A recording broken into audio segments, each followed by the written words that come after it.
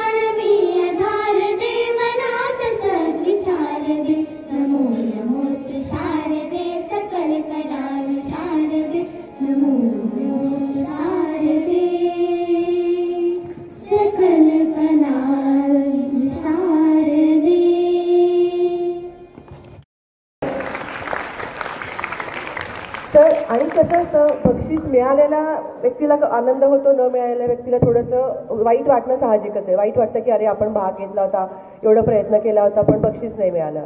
पण खरं सांगायचं तर ज्याला बक्षीस मिळालेलं असतं त्याला जास्त टेन्शन असतं, कारण यावर्षी बक्षीस मिळालंय, पुढच्या वर्षी पण पुन्हा मिळालं पाहिजे अशी एक अपेक्षा सगळ्यांकडनं त्याच्याकडनं असते. त्यामुळे तो एक ताण त्या कणाकणाने तर काय ना इम्प्रूव्ह होत जाणार आहे पुढच्या स्पर्धेसाठी.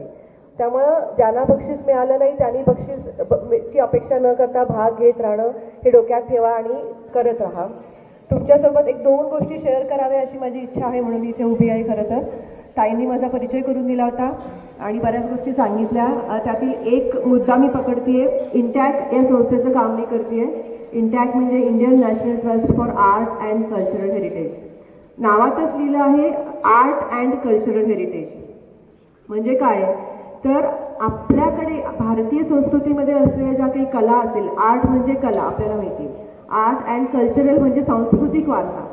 तर आपला जो काही सांस्कृतिक वारसा आहे, कलेचा वारसा असेल, वास्तूंचा वारसा असेल, इमारतींचा वारसा असेल, तर ही आपली आहे.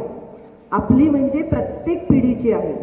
आम्ही ज्या पिढीमध्ये आहोत त्या पिढीमध्ये आम्हाला काही वारसा म्हणून मिळालेल्या गोष्टी, आपण समजा इमारतीचं उदाहरण घेतलं तर आपल्या सोलापुरामध्ये कुठली बरं ऐतिहासिक इमारत आहे असं तुम्हाला वाटतं? तुम्ही पाहिलं असेल तर कुठली आहे, कोणी सांगा. हा, सोलापूरमध्ये कुठली ऐतिहासिक इमारत? कुठली सांगा ना. भुईकोट किल्ला. अजून कुठली आहे बरं? महानगरपालिका आहे. अजून कुठली आहे? सिद्धेश्वर मंदिर आहे. बरोबर. अजून या व्यतिरिक्त कोणी पाहिलं अजून कुठलं काही ऐतिहासिक आहे? हरिभाई प्रशाला. करेक्ट. अजून हा, ओके. म्हणजे ऐतिहासिक म्हणजे काय तर जुनं, साधी सोपी भाषा आहे. जुनं 50 वर्ष, 100 वर्ष, 200 वर्ष जुनं असं काहीही म्हणजे ऐतिहासिक. हो ना, जे इतिहासात जमा होण्याच्या कपॅसिटीचं आहे ते जुनं. पण प्रत्येकच ऐतिहासिक वस्तू किंवा जुनी वस्तू खराब असते का बरं? उलट आपल्याकडे काय म्हण आहे, ओल्ड इज गोल्ड.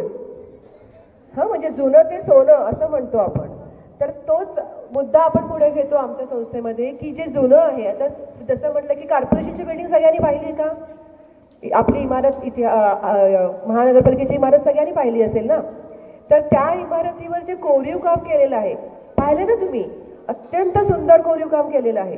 आणि तेही शहाबाद नावाच्या दगडावर, बसाल्ट नावाच्या दगडावर कोरीव काम केलं आहे, जे अत्यंत हार्ड दगड असतो. म्हणजे आपण जातो राजस्थानला, आग्र्याला, ताजमहल बघायला जातो आपण फिरायला सुट्टीमध्ये, हो ना. आणि तिथे काय बघून येतो, किती छान कोरीव काम केलंय, मार्बलमध्ये बांधलंय असं सगळं बघतो आणि फोटो बिटो काढून येतो. पण मार्बल हा हा जो दगड आहे हा कोरीव कामाला अत्यंत सोपा आहे, ठिसूळ असतो तो, त्यामुळे सहज त्याच्यावर कोरीव काम करता येतं. पण बसाड दगड, जो काळा दगड असतो किंवा जो शहाबाद, तुमच्या खाली घातलेला शहाबाद जो तुम्ही ज्या फरशीवर बसलाय, जो शहाबादाचा दगड, तो अत्यंत हार्ड असतो. त्याच्यावर कोरीव काम करणं अत्यंत अवघड आहे. पण अशा दगडावर जाळीचं काम त्यांनी केलंय, म्हणजे जाळी पाडली त्या दगडाला. आमच्याकडे बाहेरनं म्हणजे बँगलोरवरनं, दिल्लीवरनं आर्किटेक्ट लोक येतात वास्तुविशारद, तर जेव्हा ती बिल्डिंग बघतात ना तेव्हा आश्चर्य करतात की तुमच्या गावात इतकी सुंदर बिल्डिंग आहे. म्हणजे ताजमहल किंवा जयपूर राजस्थानचे वाडे किंवा महल त्याच्यापुढे फिके पडतील अशी सुंदर वास्तू आपल्या गावात आहे, पण आपल्याला त्याचं महत्त्व माहीत नाही. नशिबाने तुम्हाला ॲटलिस्ट नाव तरी माहिती आहे की हा कॉर्पोरेशन बिल्डिंग आहे किंवा महानगरपालिकेची बिल्डिंग ऐतिहासिक आहे, इतपत माहिती आहे. हे ठीक आहे, ही एक स्टेज झाली. पण ह्याच्या पुढे जाऊन त्याचं महत्त्व काय आहे, त्याचं काय वैशिष्ट्य आहे हे पण माहिती करून घ्या. कारण कसं असतं, कुठल्याही गोष्टीबद्दल जेव्हा माहिती होते आपल्याला तेव्हा आपल्याला त्याच्याबद्दल आपुलकी वाटायला लागते. हा इतकं सुंदर आहे, ह्याचं काहीतरी वैशिष्ट्य आहे. आणि जेव्हा आपुलकी वाटायला लागते तेव्हा काही काळानंतर त्याबद्दल अभिमान डेव्हलप होतो, हो ना. आणि जेव्हा एखाद्या गोष्टीचा अभिमान वाटतो तेव्हा आपण ती गोष्ट किंवा ती वस्तू जपायला शिकतो. असंच असतं. हे झालं वास्तूबद्दल. त्याच्यामध्ये आम्ही दुसरा वारसा म्हणतो तो नैसर्गिक वारसा. नैसर्गिक वारसामध्ये आपल्याकडे काय असेल असं वाटतं तुम्हाला? नैसर्गिक वारसा म्हणजे निसर्गामधला तलाव, झाडी, झुडपी, पक्षी, याला आम्ही नैसर्गिक वारसा म्हणतो. मग आपल्याकडे जे मोठे मोठे तलाव आहेत, किती तलाव आहेत आपल्याकडे सोलापूर शहराच्या आसपास किंवा सोलापूर शहरामध्ये? आपल्याच भागात एक तलाव आहे ना, काय? कंबर तलाव. अजून एक मोठा फेमस तलाव कुठला? सिद्धेश्वर तलाव. आणि अजून एक तलाव हिप्परगा तलाव. हा, तर हे 3 मोठे पाण्याचे साठे आपल्या गावात आहेत.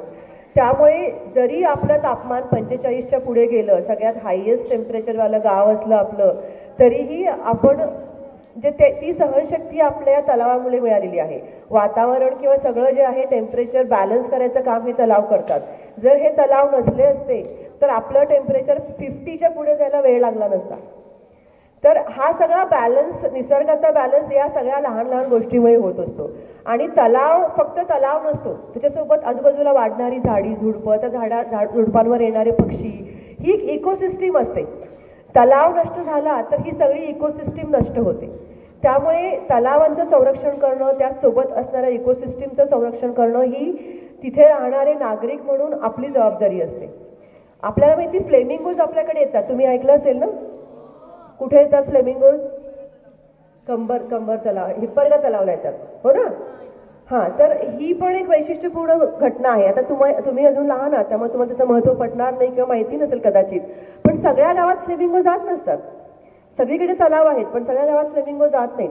कित्येक हजारो वर्षांपासून फ्लेमिंगो कित्येक लाखो मैलांचा प्रवास करून तेवढ्या 2 महिन्यासाठी आपल्या हिप्परगा तलावाला येत असतात.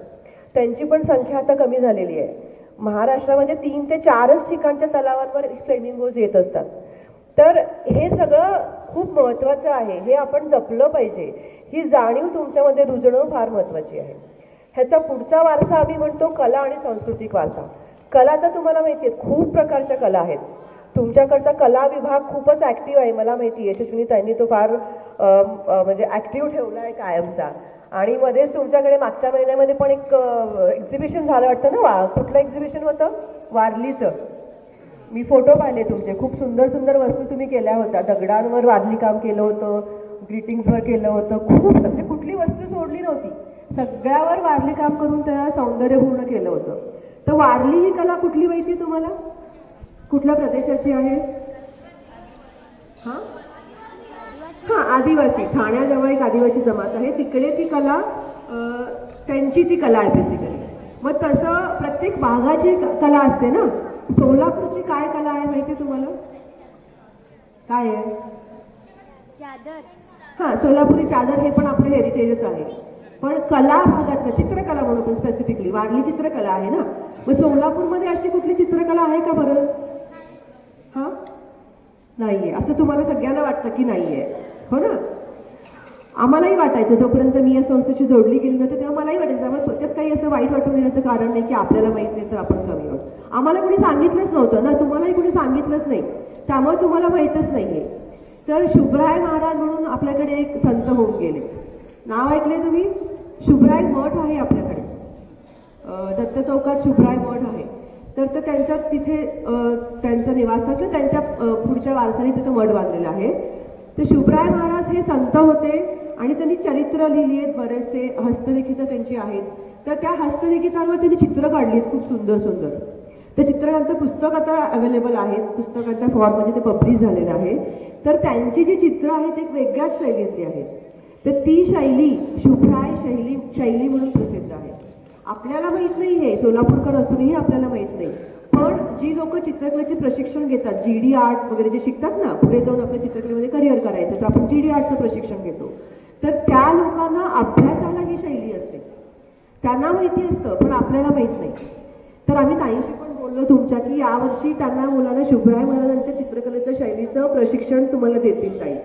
तर ऍटलिस्ट ते चित्र बघितल्यावर आपल्याला हे शुभराय महाराजांच्या शैलीचं चित्र आहे, सोलापूरची शैली आहे, हे तरी कळलं पाहिजे.